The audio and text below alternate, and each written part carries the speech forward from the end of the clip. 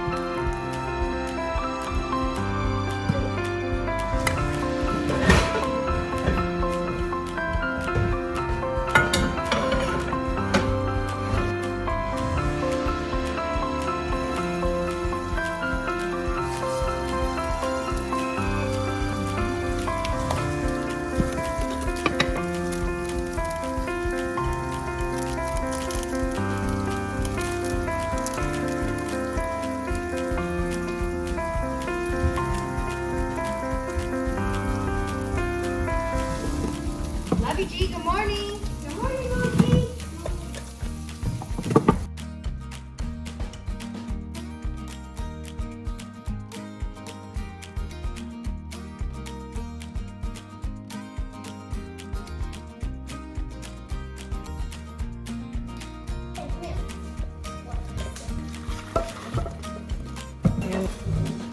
Noah, I need you to make something and make something.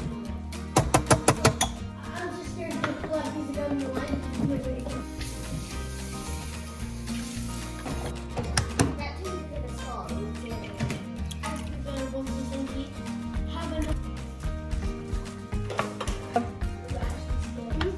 More, huh? Of course. But you know,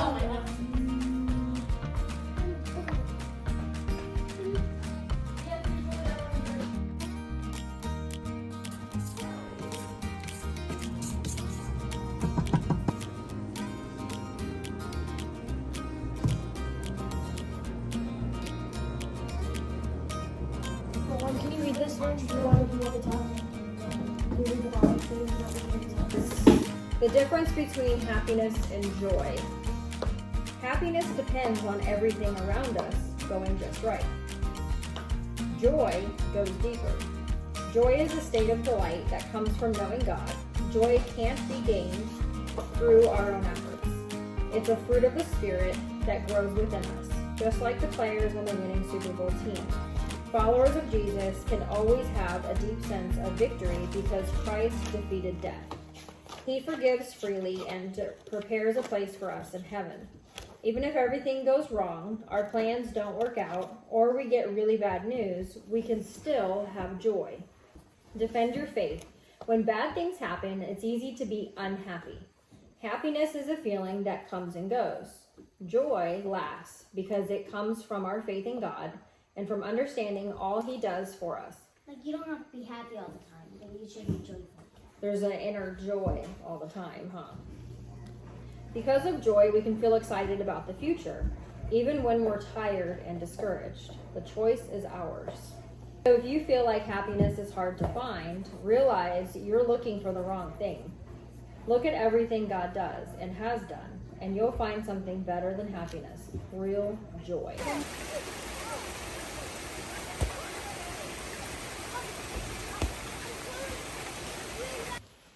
Hey friend, how are you? Welcome back to our home. Today we're gonna do a couple inside projects because it's raining cats and dogs outside. So we're gonna spend some time inside. You saw us this morning doing breakfast, getting some chores done before we went into our schoolwork. So the boys are actually outside in the rain, doing some basketball challenge and recording it with his phone in the rain. He has an umbrella, so that's good to not get his phone wet. But anyway, they like doing trick shots and things like that. So we are going to be inside. I have a few miscellaneous things I got to round up. I do have the sourdough donuts, the dough fermenting over there on the counter. So you saw us prepping that as well. So as that continues, it's got to be for 5 hours, which has another 57 minutes. So we're going to get some seeds done. And when I say that, I mean like seed saving. So if you're not into seed saving, it's really not difficult to do. So I would definitely encourage you to start. And you can save some of the ones from the stores. They're just not always going to be like viable, because they actually spray like a coating on there that actually makes it to where those seeds are not viable. So I don't know, on purpose or not, whatever, we can go down the rabbit holes on all that. But irregardless, the ones that you get from the store, there's just no like sure chance that those are definitely going to sprout the next year or that following year. So what I like to do is I like to do the heirloom varieties, making sure that they are organic would be a definite plus to that, but definitely make sure that they are heirloom varieties, so that you can definitely ensure that you're getting the same exact plant or like type of fruits on that plant that you're going to be sowing from seed the next time, if that makes sense. So if you are not getting ones that are heirloom and there's like, say like a hybrid or something like that, or like an F1 pollinated or F1 generation, then there is no guarantee that when you plant that seed that you're going to get that same looking fruit as what you had gotten it from. So anyways, use heirloom if you're going to do that. That's not to say that ones that I get from the store that I don't save, because if you need to plant some food and you need to grow some food in your garden, then some chance is better than none. But if you are going to intentionally do it, definitely make sure that it's heirloom. I will say that we also have a book that I got. It's like the Seed Saving Bible. And so that has been very helpful. A lot of the information's on the internet. You'll look up like YouTube videos, things like that. So lots of information out there. I just like to have something that's like in a book, so that say if the internet was not here, then I would be able to reference it in a book, because each different type of seed or family species can require a different approach to the seed saving process. So anyway, we're gonna get started here. I have some saved here that we're gonna do a couple things to, and I'll show you. Okay, so here we have our cantaloupe seeds that we got last night. So this cantaloupe I got from a local farm here, the Berry Patch. If you're local, then you would know what I'm talking about, in Ellerby, North Carolina. So these are from a cantaloupe that we had gotten there. Chances are they're probably not going to be like a hybrid type of variety. If they are, then that's okay. At least it'll be some saved seed versus none. So I am going to save these. I'll mark the bag, or the envelope, that I wasn't sure what variety it was. It'll just say cantaloupe, and then it'll say where I got the cantaloupe from with the date on here. So for now though, because we just put these on this drying mat last night to continue drying overnight after I had rinsed them, I am going to put them in this like muslin bag here. And these I just got on Amazon, same thing for the seed saving envelopes. So you can just do a quick search. It'll probably pull up, do like muslin seed saving bag, and then you'll have different varieties that come up. So I would say that this is probably like a 4 by 6 inch is what I want to say this is. So what we're going to do is, because they're probably not completely dry yet, they probably still have a little bit of moisture, even though it feels like it's dry. We're going to put it in this muslin bag, and I like to do this so that it kind of gets some airflow through there. It's nice drying material for the air to go through there. And then we're just going to put these in here. And what I'll do is I'll hang this for probably the rest of this week, or when I get to it next or see it, out of sight, out of mind. So when I'm in the laundry room and I see it hanging, then I will definitely transfer it to this envelope at that point. Okay, so what I'll do is I will mark this with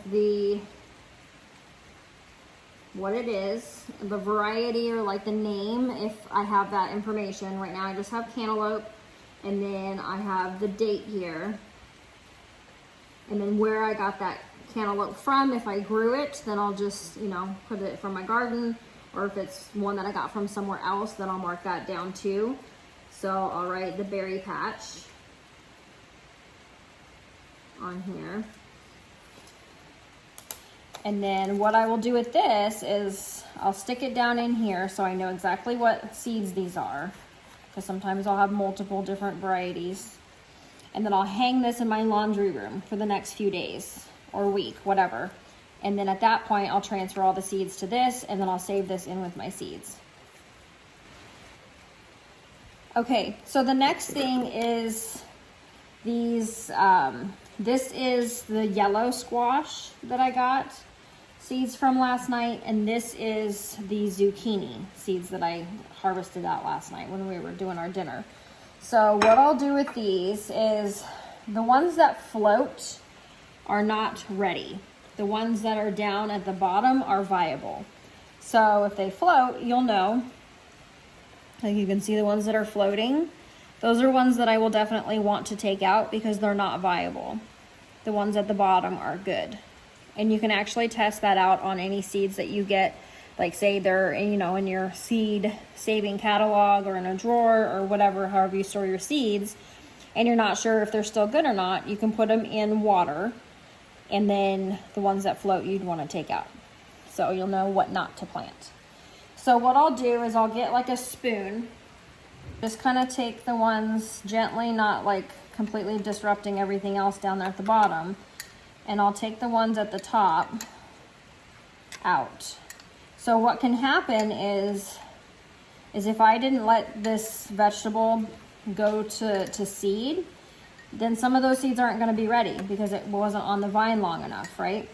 So if you want to make sure that they're completely good and ready to be saved, then you'll want to harvest basically an overripe fruit that's on the vine, preferably. Or you can just let it grow super big, take it off the vine, and just kind of let it cure for a little bit, and then harvest the seeds out is what I do. So obviously if I just pick this at just the right time, over half of these probably, or about half of them at least, won't be quite ready to be seed saved. So we'll go ahead and let this settle. I got all these out. Those are the ones that were definitely floating, and I did disrupt some of them, and so I'm going to wait for those to kind of settle again and then take off the top ones that float after that. And I'll do the same thing with this one.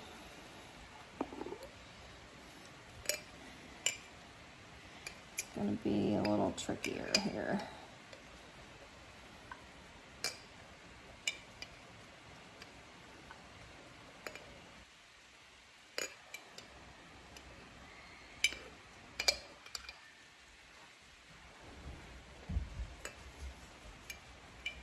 Okay, so we'll let that settle as well to make sure that we got all the ones that are, see, like this one already kind of settled. So let me get that skimmer. I don't see it. So I'm just gonna pick off the top ones here. Is it the end of the world if some are left in there? No, but what I'll do is I'll typically, if I know that I didn't get all of them that are not viable, then I'll plant like 2 or 3 per hole and then do it that way.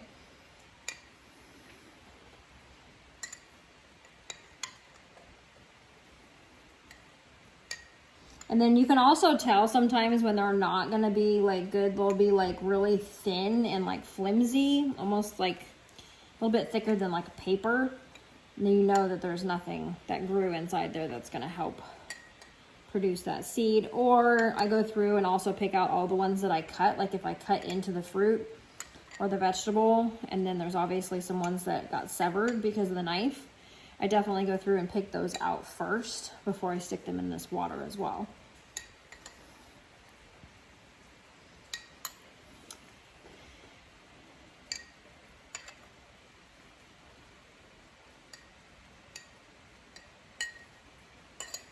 Okay.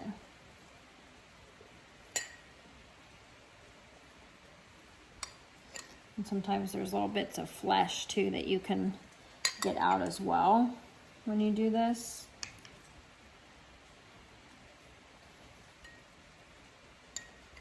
Okay, let's go back to this one.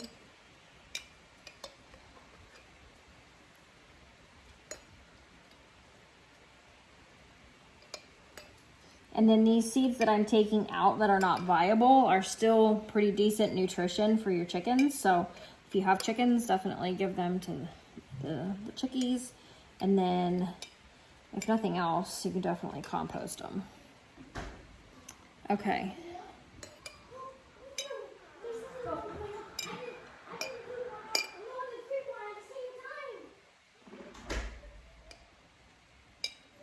And the ones that are like half floating, I do get rid of those too, because clearly they're not all the way viable. Okay, so I'm gonna get a strainer and I'm gonna put them through the strainer and rinse them off here. Okay, so we'll put these in here. And again, pick out any flesh that you see. It's part of the original fruit. So it's been actually 40 minutes since we've been out there. That's crazy. They're still staying out there. We're gonna brag how much good stuff we have so they know. Yeah. That's funny. Okay. Okay, so we have our seeds here. And what I'm going to do is I'm just going to put them out on this drying mat, kind of spread them out a bit. See some other ones that are cut here. See a tiny one. Whoop, I went flying. Dogs will eat that one. Okay, so I just leave it here, and then I'm going to do the same thing to this one. Take out these floating ones.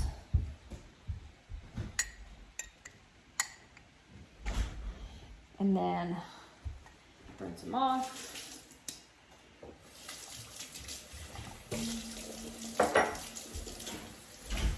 Take out any bits that are cut in half from cutting into the fruit here.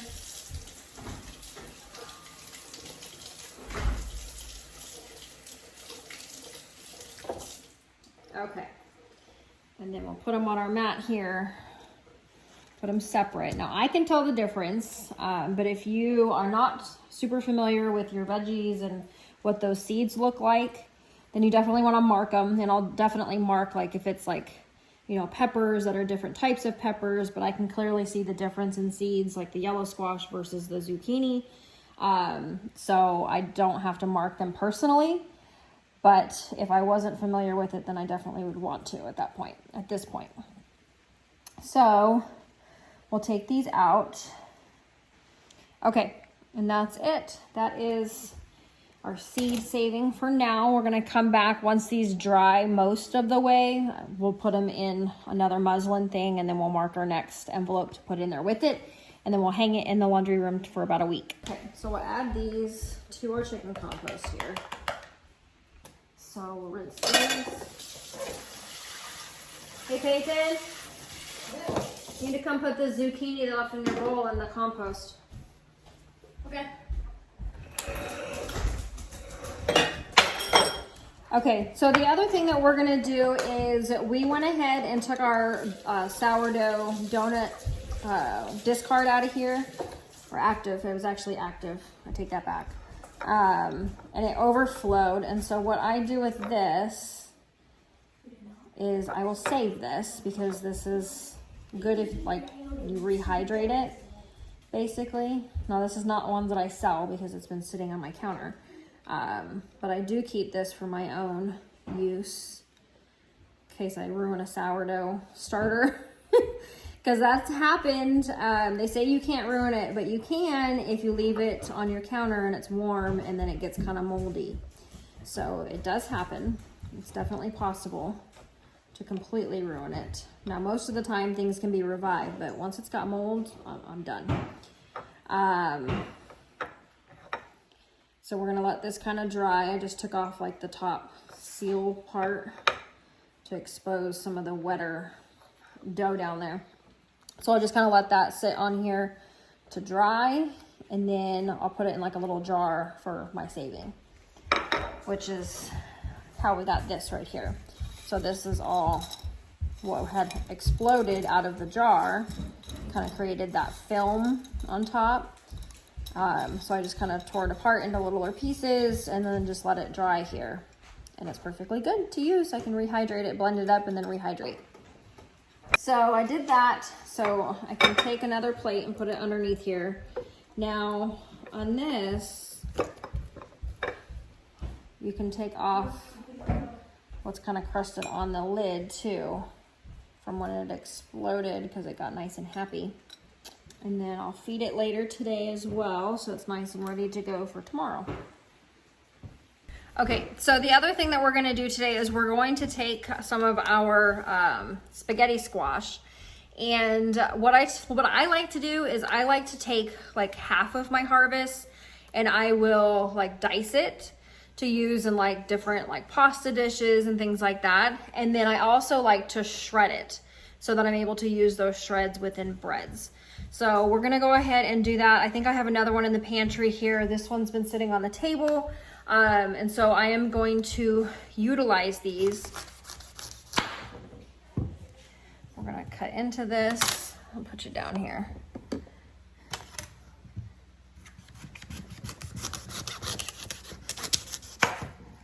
And it's still green, so it probably wasn't all the way ready. It's okay, we're not gonna eat the green part anyways.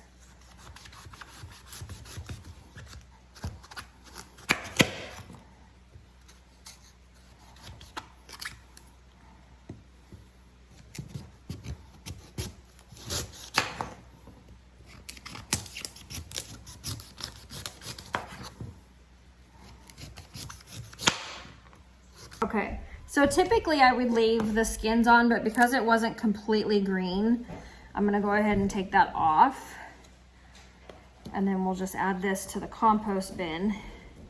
And then we'll just go ahead and dice this up. Okay.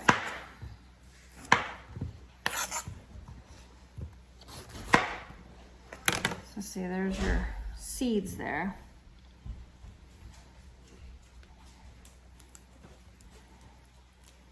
Smells like a pumpkin. Ooh, that's pretty. What are you doing with it? What are you gonna do? Oh, for me? Yeah. Thank you, honey bunny.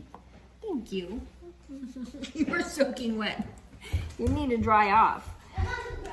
You haven't, you not? Oh, okay. Okay. So there's that.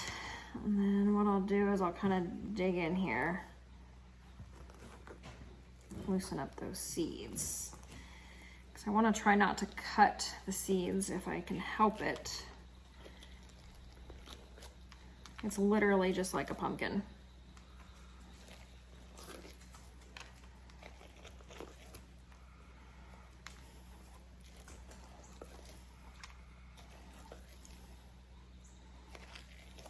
It feels like it too. It's so squishy. So, okay.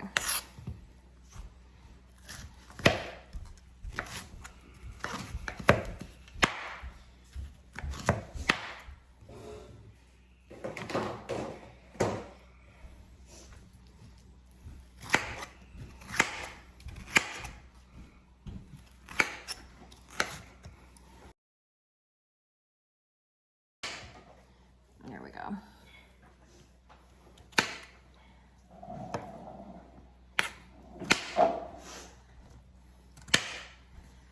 Okay. There we go. And then get a freezer bag. We buy these like crazy. In the wintertime, we usually stock up anytime there's a deal. Just because garden season requires quite a bit of them.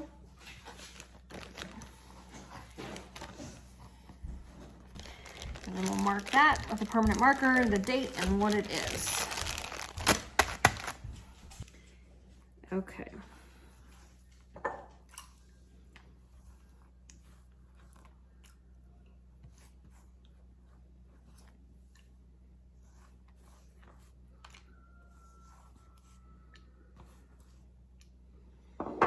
Okay, and then this scrap stuff goes to the chickies.